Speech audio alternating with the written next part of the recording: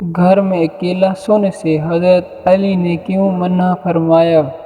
گھر میں اکیلا سونے سے کیا ہوتا ہے؟ حضرت علی کے اس فرمان کو سننے کے بعد کبھی بھی آپ گھر میں اکیلا نہیں سوئیں گے۔ حقیقت جاننے کے لیے ویڈیو کو پورا دیکھیے۔ ایک شخص حضرت علی کے پاس آیا اور کہنے لگا، اے علی، میرے بیٹے کو جنات پڑ گئی ہے، مجھے سمجھ نہیں آ رہا کہ میں کیا کروں۔ اس شخص کی بات سن کر حضرت علی نے فرمایا کہ کیا تیرا بیٹا گھر میں اکیلا تو نہیں سوتا؟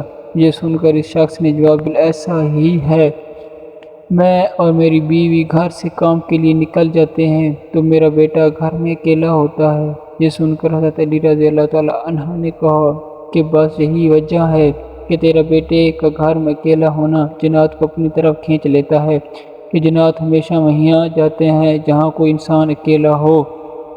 حضرت علی رضی اللہ تعالیٰ عنہ کے پاس ایک یہودی آیا اور کہا، میں نے سنا ہے جب آپ مسلمان عبادت کرتے ہیں تو برے برے خیالات آتے ہیں، جبکہ ہم عبادت کرتے ہیں تو نہیں آتے۔ حضرت علی رضی اللہ تعالیٰ عنہ نے جواب دیا کہ اگر ایک گھر فقیر کا ہو اور ایک امیر کا تو چور کہاں جائے گا؟ یہودی نے کہا، امیر کے گھر میں۔